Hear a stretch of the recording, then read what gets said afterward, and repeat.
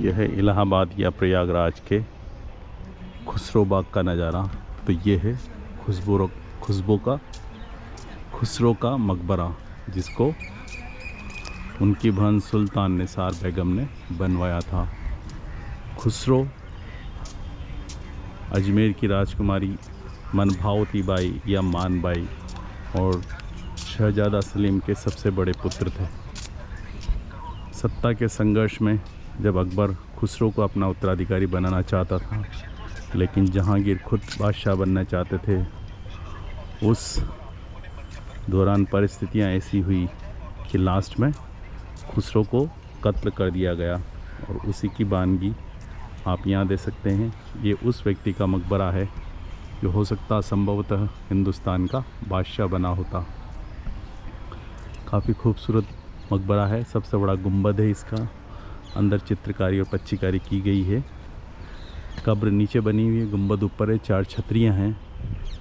अब इसका इतिहास देखते हैं। खुसरो जहांगीर और शाह बेगम का बड़ा बेटा था। खुसरो सुशिक्षित और अपने शिष्ट व्यवहार एवं निर्विवाद व्यक्तित्व के कारण जनता में लोकप्रिय था। 1605 ईस्वी में अकबर बुरी तरह से बीमार पड़े, तब खुसरो के साथियों ने उसके ससुर मिर्ज़ा अजीज़ कोका और उनके मामा आमेर के राजा मान सिंह के नेतृत्व में खुसरो को गद्दी पर बिठाने का भरपूर प्रयास किया, परंतु अकबर ने अपनी अंतिम समय में सलीम को गद्दी पर नियुक्त किया और सलीम को जहांगीर की पदवी से नवाजा। जहांगीर के गद्दी पर बैठने के कुछ महीने बाद खुसरो ने विद्रोह कर दिया, परंतु वह जहांगीर द्वारा परास्त कर दिया गया। उसे गिरफ्तार कर अंधा कर दिया गया। अपने भाई खुर्रम, जिन्हें बाद में शाहजहाँ के नाम से जाना गया, की देखरेख में बंदी रहते हुए 1622 ईस्वी में उनकी मृत्यु हो गई। उन्हें खुसरो बाग में ही उनकी माँ के मकबरे के बगल में दफनाया गया है। वो थर्ड वाला जो मकबरा है वो शाह बेगम का मकबरा है, और ये सेकंड वाला है, ये उनकी बहन का मकबरा है सुल्तान निसार का।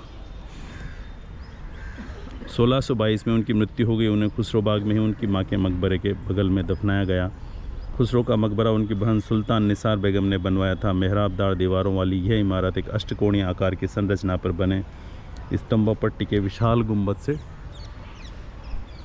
सजी हुई है।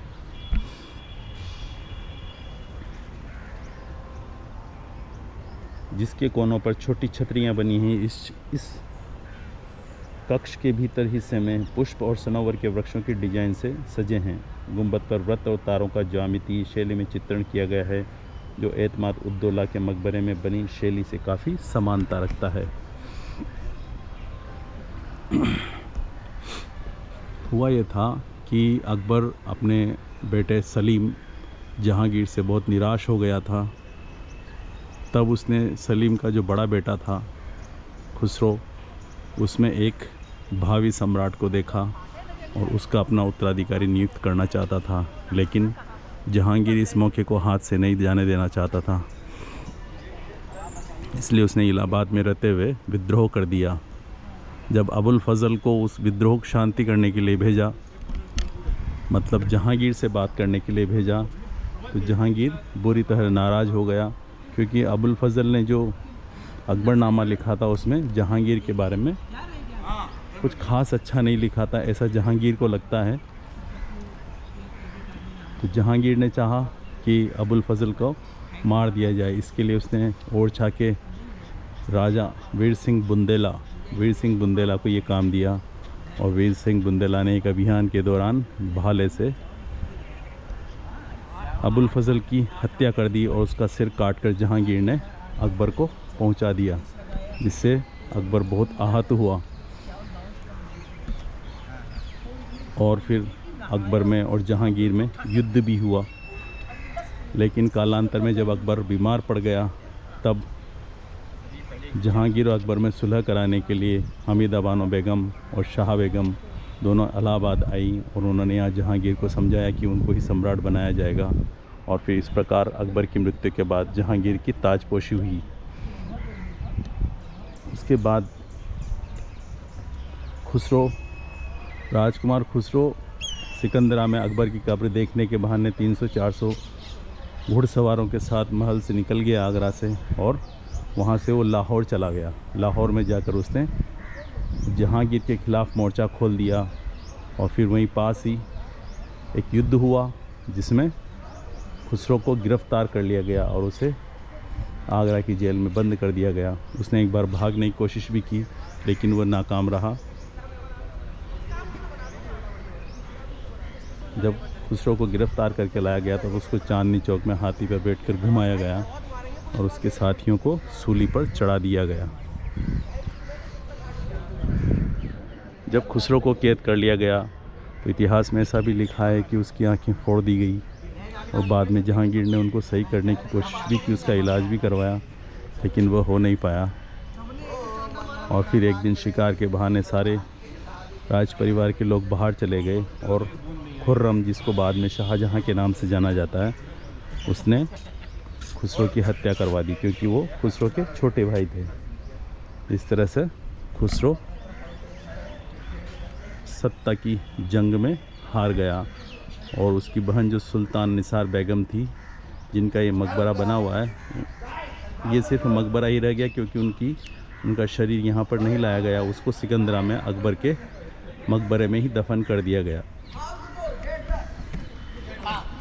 खुसरो काफ़ी इंटेलिजेंट और दरबारी कार्यों में भाग लेने वाले राजकुमार थे लेकिन नियति को यह मंजूर नहीं था और अपने ही पिता के हाथों इनकी मृत्यु हो गई।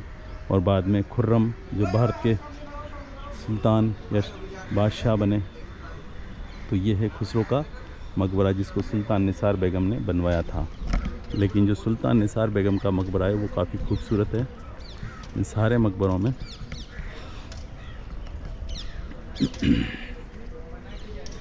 चार मकबरे स्थित हैं यहाँ पर इस खुसरो बाग में। वैसे तो इस बाग को जहांगीर ने अपने पर्यटन के लिए या आराम करने के लिए बनवाया था, लेकिन कालांतर में इसका नाम बदल गया। 1857 में जो यहाँ के लोकल लीडर्स थे इलाहाबाद के, उन्होंने यहीं से अंग्रेज़ों से 20 दिन करीब तक लोहा लिया था। अब आप देखिए कितना खूबसूरत मकबरा है सुल्तान निसार बेगम का।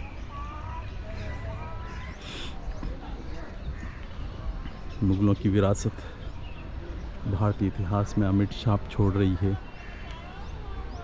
उसके ऊपर ही ऊपर देखिए आप कुंभ बना हुआ है कलश जैसा और चित्रकारी कलरफुल की गई है, बहुत ही खूबसूरत। अभी तो में एक्सेस बंद कर दिया गया है। ये देखिए निसार बेगम का मकबरा।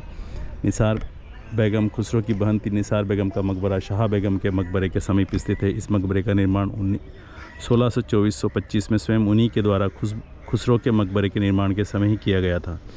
यह मकबरा कभी भी समाधि के रूप में प्रयोग नहीं किया गया। इस मकबरे की वास्तु संरचना बहुत ही प्रभावशाली है। यह मकबरा एक ऊंचे चबूतरे पर बना है।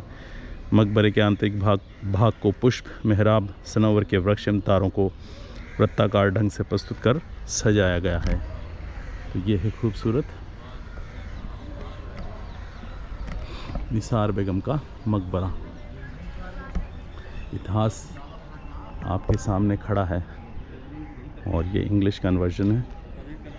निसार बेगम जो शायद कम उम्र में ही उनकी मृत्यु हो गई थी, इसलिए उनका इतिहास में कोई ख़ास जिक्र नहीं मिलता है। और ये अब हम देख रहे हैं शाह बेगम, जो राजा भगवंत मान की बेटी और राजा मान सिंह की बहन थी। वो अपने पति और बेटे के झगड़ों से बहुत परेशान थी, इसलिए उन्होंने इलाहाबाद में ही अत्यधिक अफीम का सेवन करके आत्महत्या कर लिया। बीच में एक ये बाथिंग टब या स्विमिंग पूल टाइप का स्ट्रक्चर बना हुआ है। ये देखिए 3 मंजिला इमारत है शाह बेगम का मकबरा और ऊपर ही ऊपर पिलर्स के ऊपर इसकी छत खड़ी हुई है। और इसका वर्जन, इसकी छत के टॉप पे देखिए आप 3-4 कुंभ रखे हुए हैं कलश जैसे।